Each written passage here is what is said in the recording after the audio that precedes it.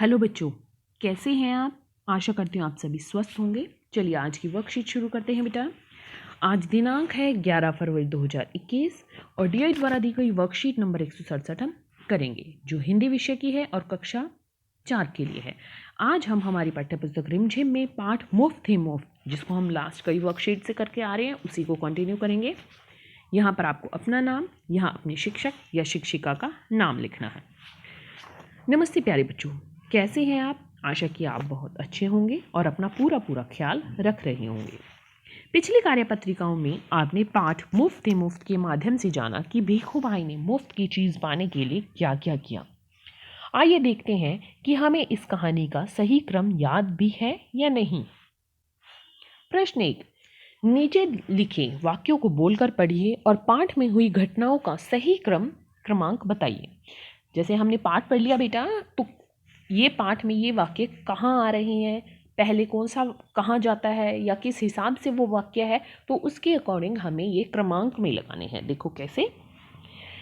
नाव वाले ने कहा नीचे रख दो, मेरे साथ कोई सौदा वौदा नहीं चलेगा।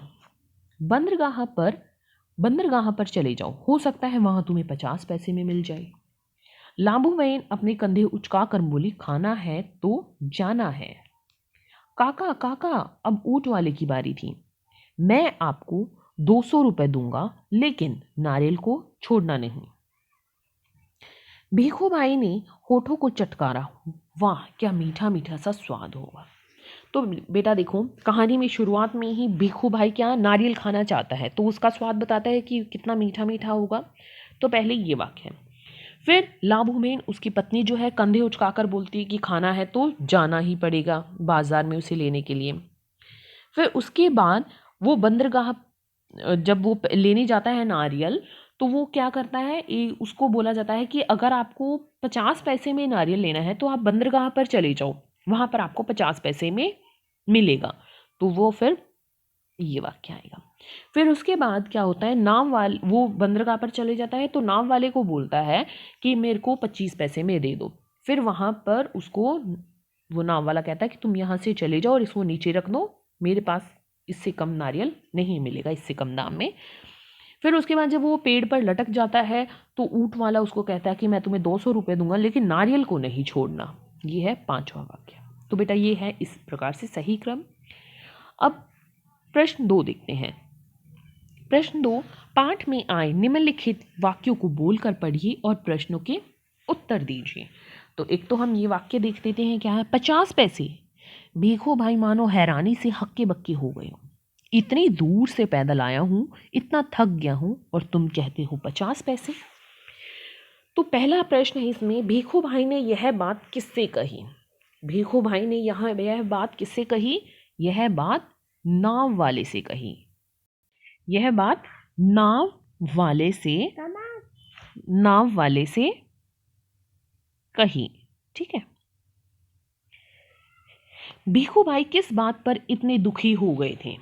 भीखू भाई इसलिए दुखी हो गए थे क्योंकि उन्हें नारियल कितने का मिल रहा था, 50 पैसे का मिल रहा था।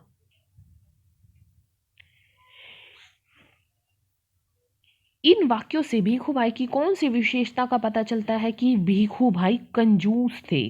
क्या पता चल रहा है कि भीखू भाई बहुत कंजूस थे और उनको शुरू में 2 रुपए का नारियल मिल रहा था, वो इतना पैदल चल के आए, अब उनको 50 पैसे का मिल रहा है, लेकिन वो उसे भी नहीं लेना चाहते।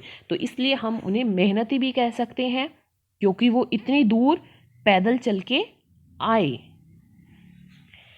हैरानी शब्द का प्रयोग करते हुए एक वाक्य बनाइए। हैरानी शब्द से आप कोई भी वाक्य बना सकते हैं। जैसे मैं आपको एक वाक्य बता देती हूँ। जब छात्र अध्यापिका को जवाब नहीं दे पाया तो अध्यापिका ने छात्र को बड़ी हैरानी से देखा कि मैंने ये पाठ पढ़ा दिया है, ये टॉपिक करा भी दिया है, फिर भी इसे उत्तर नहीं आ रहा है। आप कोई और भी वाक्य बना सकते हैं।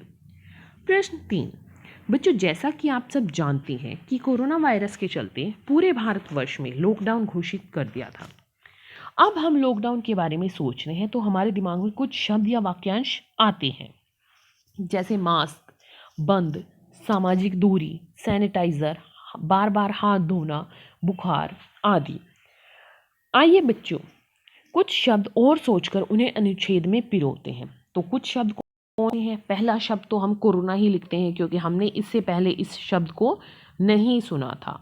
कोरोना, कोविड, कोरोना किट और क्वारंटाइन, ये शब्द ऐसे थे जो हमने पहले कभी नहीं सुने थे, या सुने थे तो हमने इतना गौर नहीं दिया था। अब यहाँ पर आपको अनुच्छेद लिखना है कि लॉकडाउन अवधि में मेरा कैसा अनुभव रहा।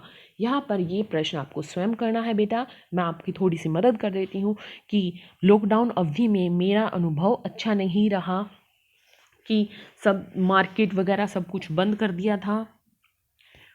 सभी को जब भी घर से बाहर ज़रूरत की सामान लेने के लिए सिर्फ घर से बाहर निकलना अनिवार्य था। जब भी हमें कोई ज़रूरत की चीज़ हो तभी अनिवार्य की चीज़ ही लेने के लिए बाहर जाने की अनुमति थी, और उस समय भी मास्क डालकर जाना था।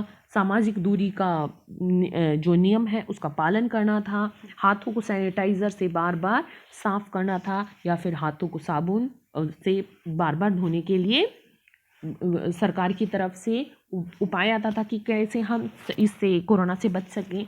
और अगर किसी को खांसी जुकाम या बुखार आता था तो हमें उसके लिए कोरोना टेस्ट के लिए बोला जाता था। तो इस प्रकार से आप अपना अनुभव लिख सकते हैं कि आपको कैसा लगा, आपके किसी रिश्तेदार को या आपके घर परिवार में किसी को क्या कोरोना हुआ था तो वो कैसे ठीक हुआ। आप ये भी इसमें लिख सकते हैं। इसके साथ ही आपको अभ्यास पुस्तिका के पृष्ठ संख्या 136 और 139 करने हैं, देख लेते हैं। तो देखते हैं बेटा पेज नंबर 136। इसमें क्या है, पाठ में आए निम्नलिखित वाक्यों को पढ़िए और प्रश्नों के उत्तर दीजिए। नाम वाले ने कहा नीचे रख दो, मेरे साथ कोई सौदा वोदा नहीं चलेगा। नाम वाले ने यह बात किससे कही? भीखू भाई से। किससे कही? भीखू भाई से। उसने क्या नीचे रखने के लिए कहा? नारियल रखने के लिए कहा। नाम वाले ने ऐसा क्यों कहा? क्योंकि देखो भीखू भाई को वहां पर 50 पैसे में नारियल मिल रहा था, वो फिर भी कह रहा था नहीं 25 पैसे में दे दो।